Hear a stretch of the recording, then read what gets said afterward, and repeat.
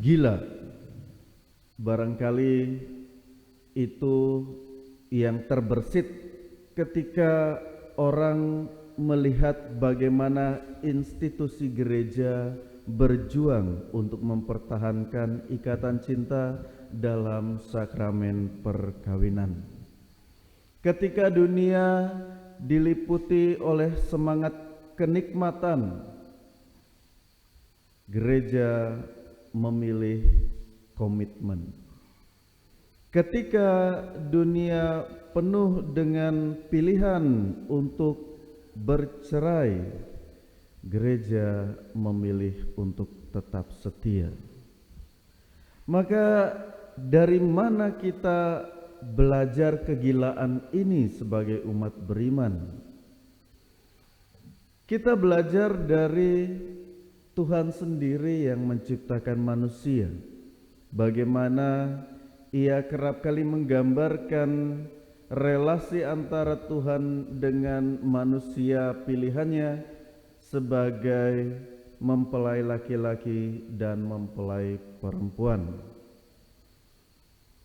Orang barangkali juga percaya bahwa tidak ada pernikahan yang sempurna, karena melalui pernikahan dua insan yang penuh dengan kekurangan dipersatukan.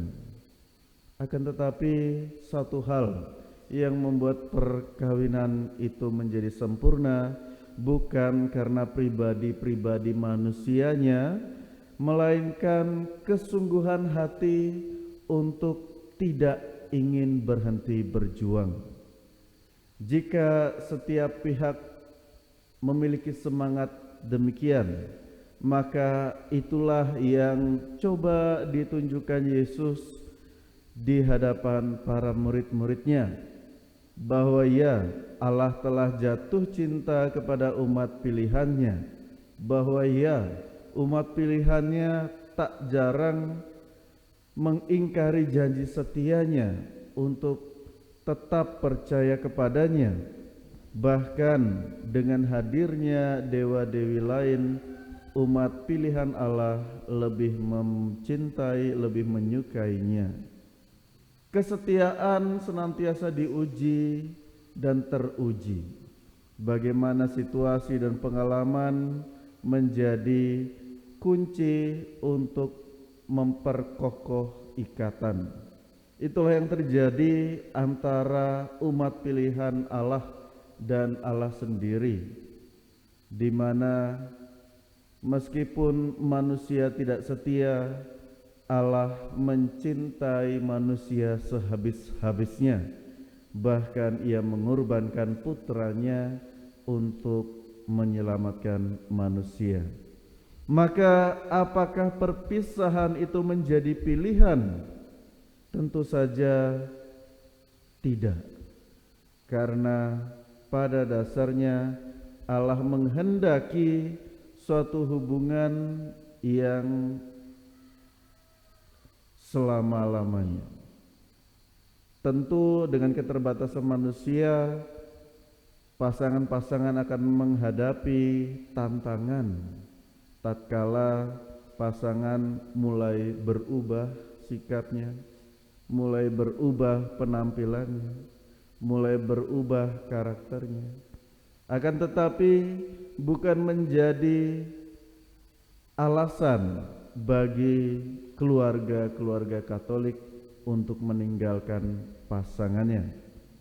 Sekali lagi, dunia dipenuhi dengan kenikmatan, yang merasa senang kemudian bersatu, bosan kemudian berpisah. Dunia dipenuhi dengan perpisahan-perpisahan karena banyak orang mempertahankan egonya, mau menang sendiri atau bahkan dirugikan, sehingga pilihan untuk berpisah tak dapat dielakkan lagi. Saudara-saudariku yang dikasihi Tuhan, kita harus belajar untuk mencintai segila-gilanya seperti Yesus sendiri mencintai umatnya. Memang tidak mudah, namun jika kita belajar darinya, kita tahu bahwa ketika kita mencintai, maka kita harus siap untuk terluka. Sebab cinta yang sesungguhnya mengorbankan, itulah bentuknya yang nyata. Saudara-saudariku yang dikasihi Tuhan, semoga penegasan Kristus melalui bacaan Injil hari ini, bahwa Tuhan menghendaki keluarga-keluarga untuk tetap berjuang, untuk tetap bisa bertahan dalam segala tantangan, maka mari kita berdoa untuk mereka yang di tengah keluarga sedang diterpa badai prahara dalam pernikahan.